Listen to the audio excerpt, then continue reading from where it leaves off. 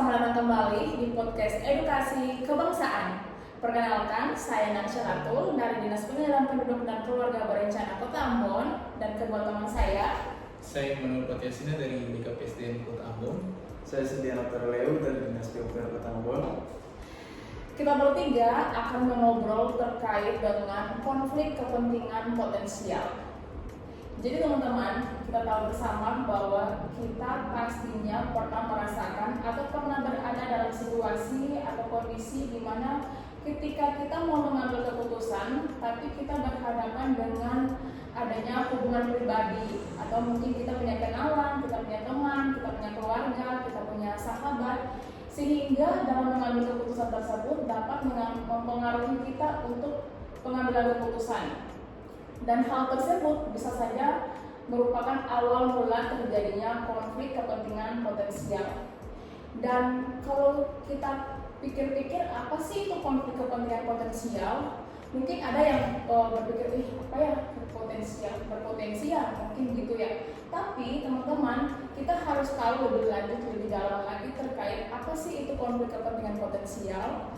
Jadi menurut PAN RB nomor 17 tahun 2024 tentang pengelolaan konflik kepentingan, konflik kepentingan potensial adalah kondisi ketika seorang pejabat atau ASN memiliki kepentingan pribadi yang berpotensi mempengaruhi objektivitas dalam pengambilan keputusan atau tindakan di masa yang akan datang. Artinya belum ada pelanggaran yang terjadi, belum ada keputusan yang diambil, namun ketika kita berada dalam situasi tersebut bisa saja menjadi awal mula terjadinya konflik kepentingan potensial dan mengarah ke konflik kepentingan aktual yang bersifat nyata. Terus mengapa hal ini penting untuk kita ASN sebagai ASN untuk belajar atau untuk mengenali lebih dalam terkait konflik kepentingan potensial? Mungkin Pak Noel bisa membahas terkait hal tersebut. Ya, jadi pengenalan tentang konflik kepentingan potensial ini sangat penting ya. Jadi kita sebagai ASN itu kan harus bersikap profesional, kita harus mengedepankan kepentingan masyarakat di atas kepentingan pribadi kita. Kita juga harus objektif. Nah, namun dalam kehidupan bekerja seringkali kita dihadapi dengan kondisi-kondisi di mana kita terlibat dengan keluarga, kita terlibat dengan teman dekat, ataupun dengan rekan bisnis. Nah, hal-hal seperti ini kan kalau misalnya kita tidak ungkapkan kepada masyarakat, itu akan menimbulkan keraguan dari masyarakat atas pengambilan keputusan kita. Nah, jadi karena itulah pengenalan tentang konflik kepentingan potensial ini penting agar kita bisa menjaga integritas dan tata kelola pemerintahan. Jadi mengenali konflik kepentingan potensial ini sangat penting ya teman-teman, karena kalau kita salah ambil keputusan itu bisa saja jadi sebuah pelanggaran, dan dari pelanggaran tersebut itu bisa mempengaruhi kepercayaan masyarakat, kepercayaan publik terhadap kita sebagai pemerintah dalam melaksanakan pelayanan publik kepada masyarakat. Banyak sekali yang kita lihat di sosial media dan mungkin kita hadapi di lingkungan, di masyarakat, bahkan dalam pelayanan publik pun kita juga ada dalam kondisi dan situasi tersebut. Itu yang biasa kita sebut dengan konflik kepentingan potensial. Mungkin Pak Tio bisa memberikan contoh gitu, mungkin pernah lihat di mana atau pernah merasakan mungkin. Iya, contoh konflik kepentingan potensial yang biasanya kita hadapi atau kita merujuk ke Permen PAN RB nomor 17 tahun 2024, yaitu di antara lain ada beberapa contoh, tapi banyak contoh yang kita temui, yaitu misalnya seorang ASN ditugasi untuk menjadi panitia dalam penerimaan pegawai, tetapi salah satu peserta merupakan keponakannya atau saudaranya, kerabatnya. Memang belum ada potensi, yang belum ada pelanggaran di situ, tetapi bisa jadi penilaiannya menjadi kabur karena salah satu pesertanya adalah saudara. Jadi di situ bisa ada potensi konflik kepentingan di situ. Atau misalnya juga contoh yang paling banyak terjadi, apalagi seperti saya di dinas PU, misalnya ada sebuah perusahaan yang mengikuti tender untuk mendapatkan suatu proyek, tetapi perusahaan tersebut merupakan milik dari contoh keluarga kepala dinas atau keluarga pejabat-pejabat. Mungkin di situ akan bisa mempengaruhi penilaian terhadap gimana perusahaan tersebut bisa memiliki proyek itu ataupun tidak. Ya mungkin itu contoh yang bisa saya buat. Jadi terkait dengan sekarang seleksi pegawai negeri sipil ya teman-teman. Kalau sekarang kan mungkin seleksi pegawai negeri sipil itu kan dilakukan secara transparan. Jadi mungkin kalau zaman dulu kita mungkin orang-orang bilang oh itu dia pakai orang dalam, oh itu dia punya om atau dia punya saudara yang kerja di BKPSDM mungkin, jadi dia bisa instansi pemerintahan iya, jadi dia bisa lolos pegawai negeri sipil. Tapi kan sekarang kan sudah tidak ada lagi seperti itu. Untungnya ya. Untungnya ya. Sekarang sistemnya kan sudah berbasis komputer. Iya, sudah transparan. Jadi kita bertiga ini lolos dengan seleksi yang sangat transparan teman-teman.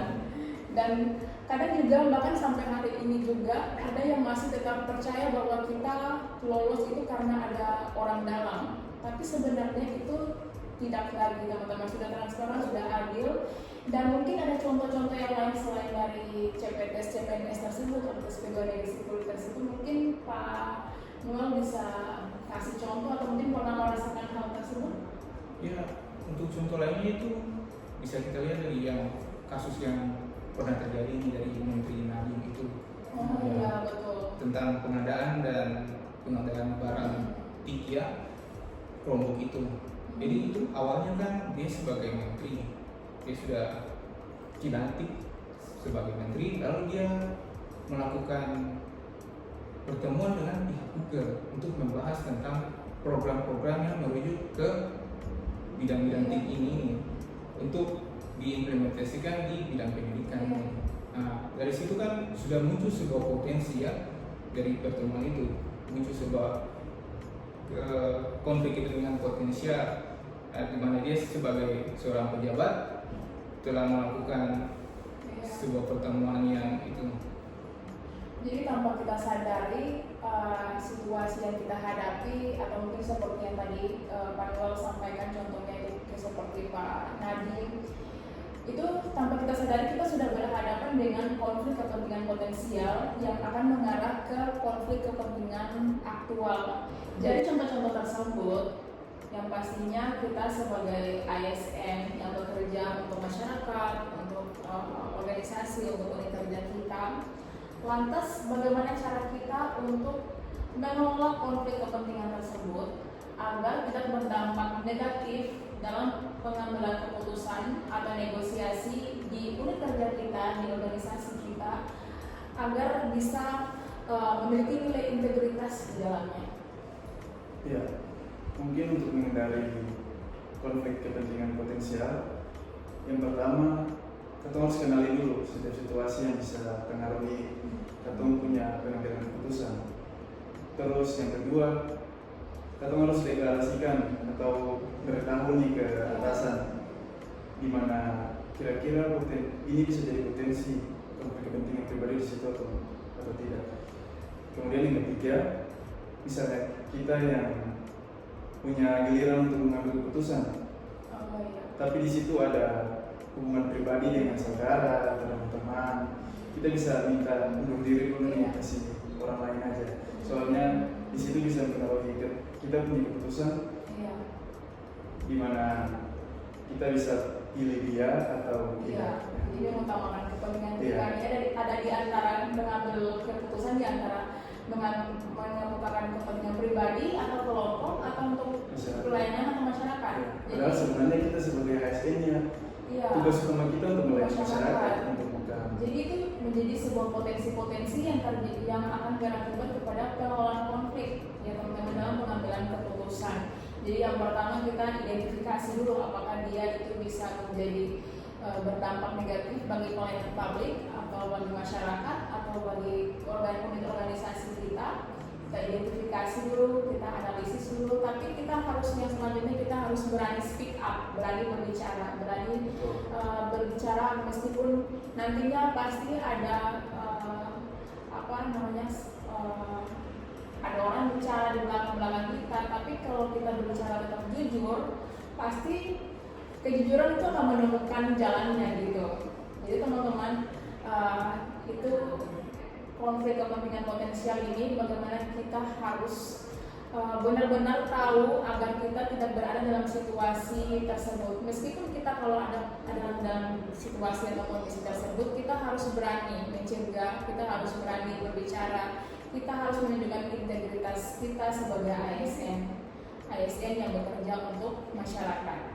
So, dari pembahasan kali ini kita sudah tahu pastinya lebih dalam terkait dengan pengelolaan konflik kepentingan potensial. Jadi kita harus cegah dulu sebelum terjadinya konflik kepentingan aktual agar kita terhindar dari dampak-dampak negatif tersebut. Agar dalam pengambilan keputusan kita tidak mengutamakan kepentingan pribadi, tapi kita mengutamakan kepentingan banyak orang, banyak masyarakat juga, dan yang pastinya dapat memberikan integritas yang berakhlak, ya teman-teman ya, yang berakhlak. So, mari kita jadikan integritas sebagai nomor satu kita, berakhlak berorientasi pelayanan, akhlak itu akuntabel, loyal, kolaboratif, harmonis, dan yang lainnya. So, itu saja teman-teman dari kita bertiga. Mungkin teman-teman dari video ini teman-teman bisa lebih dalam lagi mengetahui apa sih itu konflik kepentingan potensial. Jangan sampai teman-teman pernah ada dalam posisi atau situasi tersebut tapi teman-teman tidak tahu apa itu konflik kepentingan potensial. Mari kita cegah sebelum terjadinya konflik kepentingan yang lebih dalam lagi, yaitu konflik kepentingan aktual. So, kita bertiga pamit undur diri dari teman-teman. Sampai ketemu lagi di podcast-podcast berikutnya. Kita akan belajar lebih dalam lagi terkait dengan edukasi kebangsaan. Sampai ketemu.